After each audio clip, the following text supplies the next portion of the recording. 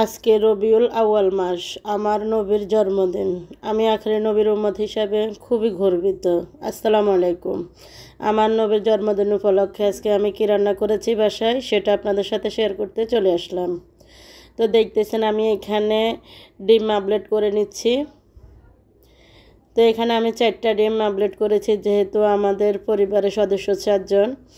তো আমি এই ডিমগুলো আজকে নতুনভাবে রান্না করব, এটা আমি আগে কখনো রান্না করে নেই। তো দেখেন চুলার উপরে আমি পাতিল বসাই দিয়েছি, এখন সেখানে তেল দিয়ে দিচ্ছি। এখন মশলাগুলো আমি ঢেলে দিচ্ছি। আমি কিন্তু কাঁচামরিচগুলো ছেঁচে নিয়েছি, যেহেতু গ্রানটা ভালো লাগে। এইভাবে আমি সবসময় রান্না করি। তো এখন পেঁয়াজ কুচিগুলো আমি ভালোভাবে ভেজে নিচ্ছি, সেই সাথে একটু লবণ দিয়ে দিচ্ছি পরিমাণ মতো। ভাজা শেষে একটু পানি দিয়ে দিচ্ছি। এই রেসিপিটা খুবই স্পেশাল এবং খুবই মজাদার। আমি ট্রাই করেছি এবং আমি নিজেই খেয়ে আপনাদেরকে আমি শেয়ার করতেছি। দেখেন আমি এক একটা করে সব উপকরণগুলো ঢেলে দিচ্ছি। এই রেসিপিটা বানানো আমার একটাই কাজ, সেটা হচ্ছে শরীফ সিমরান সিমি ওরা সিদ্ধ ডিম খায় না, তাই তাদেরকে কিভাবে ডিম খাওয়াতে হয় এবং ডিমের কুসুম খাওয়াতে হয় সেই টেকনিকটা আমি ফলো করতেছি।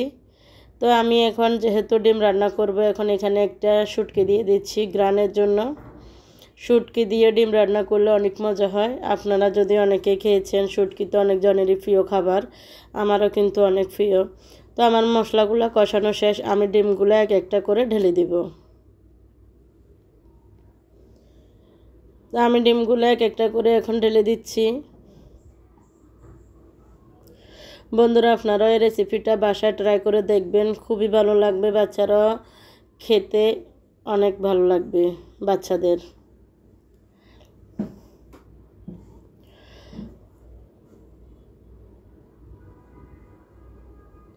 তো আমি এগুলো রান্না করার জন্য এখন বসাই দিয়েছি।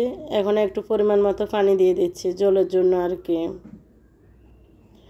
এখন আমার রান্নাটা প্রায় শেষ হওয়ার কাছাকাছি, তারপরও আর একটু শুকনো শুকনো করে নিব, যেহেতু ডিম ভুনা রান্না করতেছি আজকে। তো দেখেন আমার রান্নাটা খুবই ভালো লাগছে দেখতে। আজকে আমার দুপুরের ডিম ভুনা রান্না, আর সেই সাথে ছিল লাল শাক। এখান দিয়ে আমি লাল শাক ভাজি করতেছি। লাল শাকও খেতে অনেক মজা। তো এখান দিয়ে আজকে আমি দুপুরে খানা খেতে বসে গেলাম, লাল শাক আর ডিম ভুনা।